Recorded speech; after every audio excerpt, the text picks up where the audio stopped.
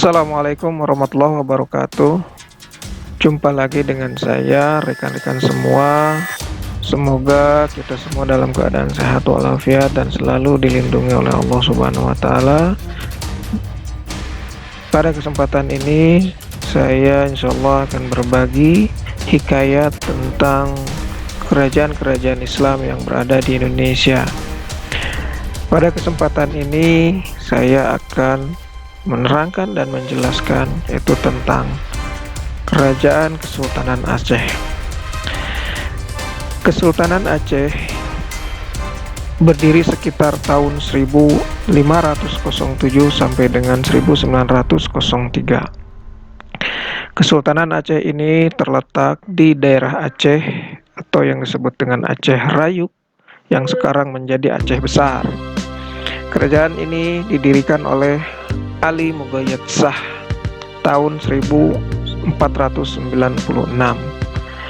Di atas bekas wilayah Kesultanan Lamuri yang ditaklukkan oleh Mughayat Shah.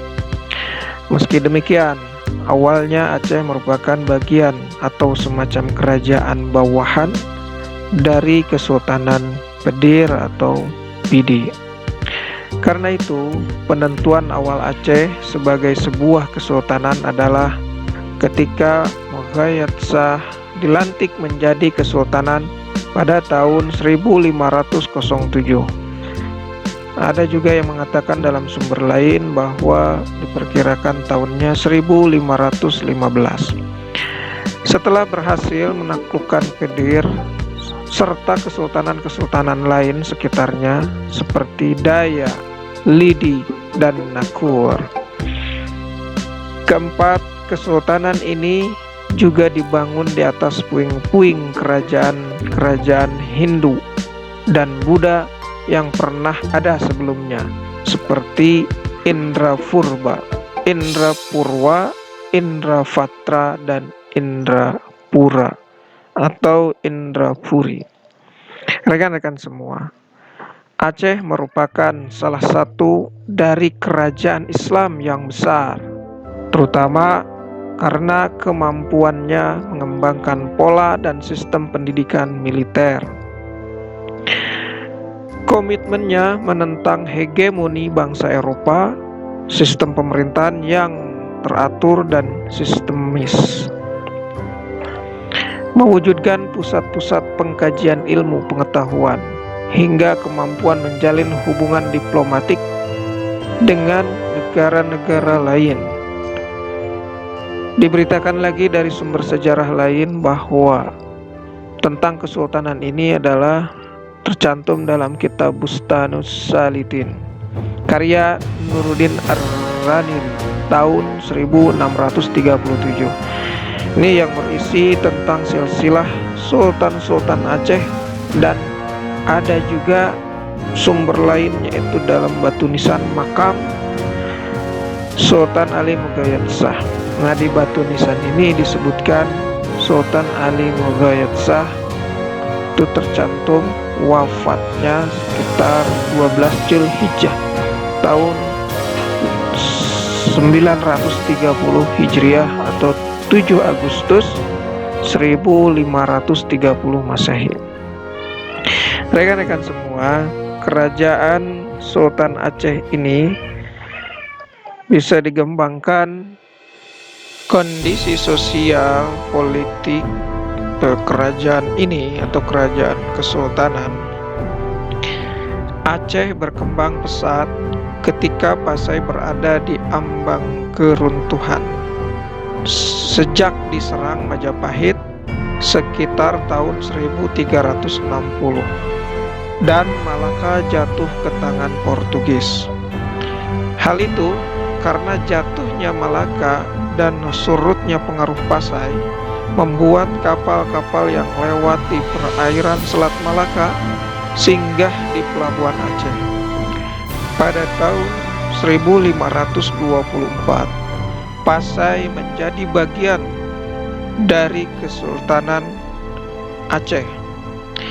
Kebesaran kesultanan ini tampak nyata dalam perlawanannya yang berani dan heroik, tidak saja terhadap bangsa Portugis, tapi juga terhadap penjajahan Belanda. Baru pada masa pemerintahan Sultan Iskandar Muda yang bertahta sekitar 1607 sampai dengan 1636, Aceh mencapai puncak kejayaan dengan wilayah kekuasaan meluas dari Delhi sampai ke Semenanjung Malaya. Aceh ini berkembang menjadi pelabuhan perdagangan yang besar, dibentuk tata pemerintahan yang rapi, secara militer sangat kuat dan disegani, dan juga terjalin hubungan dengan negara-negara lain termasuk Eropa. Dari segi lain, komoditas perdagangan juga cukup banyak sebab Aceh kaya dengan rempah-rempah dan bahan tambang atau lada dan timah. Ini sangat melimpah di Semenanjung Malaya. Ada juga jenis barang dagangan lainnya adalah seperti beras, perak, emas, tekstil, porselen, dan minyak wangi dan lainnya. Dari kondisi yang lain, kondisi politik, masa pemerintahannya ini disusunlah sebuah undang-undang tentang tata pemerintahan yang diberi nama Adat Makuna Alam. Ini yang ditulis dengan huruf Arab dan berbentuk syair Melayu. Raja Iskandar Muda ini sangat memperhatikan kestabilan dan ketahanan kerajaannya.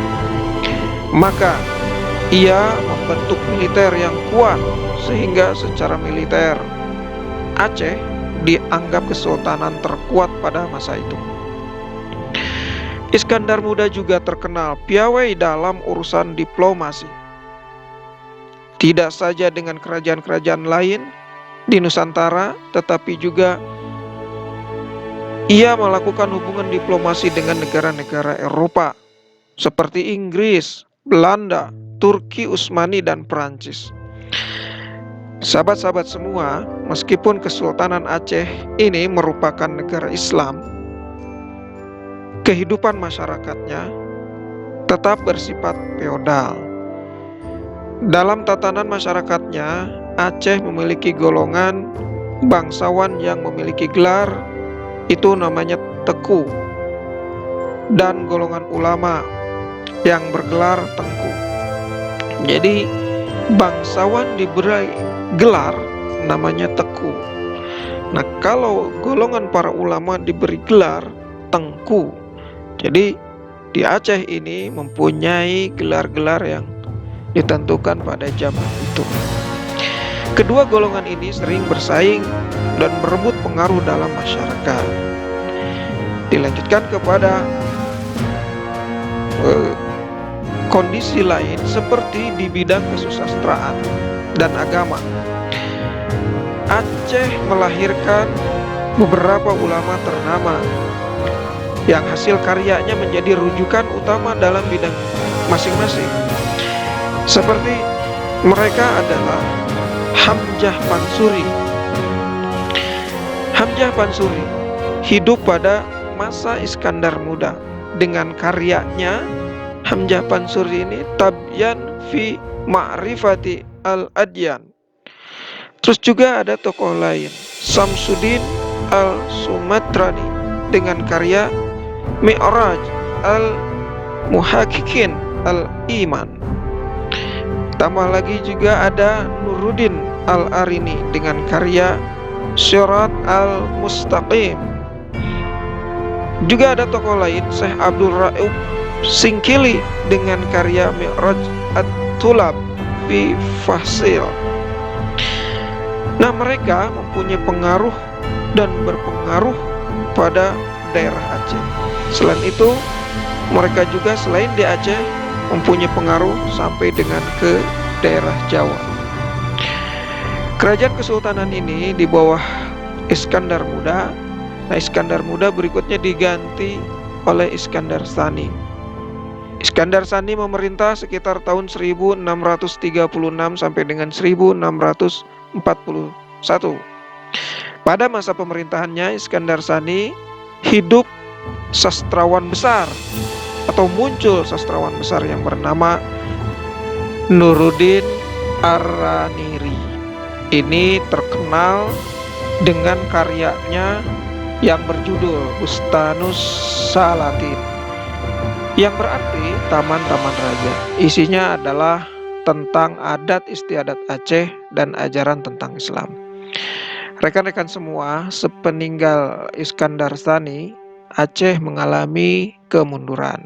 Adapun faktor-faktor terjadinya kemunduran yang paling utama adalah yaitu makin menguatnya kekuasaan Belanda di Pulau Sumatera dan Selat Malaka, juga ditandai jatuhnya Minangkabau, Siak, Tapanuli, dan Mandaling.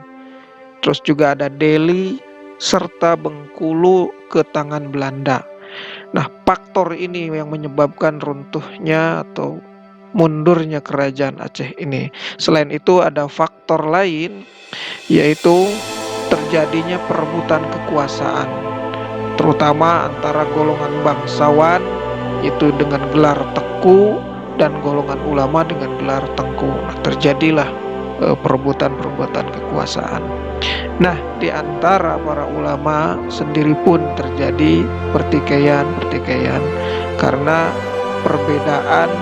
perbedaan paham atau aliran dalam agama Islam. Itu yang muncul di daerah Sumatera adanya, atau daerah Aceh ada aliran Syiah dan aliran Sunni. Oke, rekan-rekan semua, itu sekilas tentang kerajaan yang berada di Aceh, yaitu Kesultanan Aceh. Ini mudah-mudahan menjadi informasi atau penambah berita ilmu tentang kerajaan yang berada di Indonesia. Semoga bermanfaat dan ada hikmahnya perkembangan Islam yang ada di Indonesia. Terima kasih. Billahi taufiq wal hidayah. Assalamualaikum warahmatullahi wabarakatuh.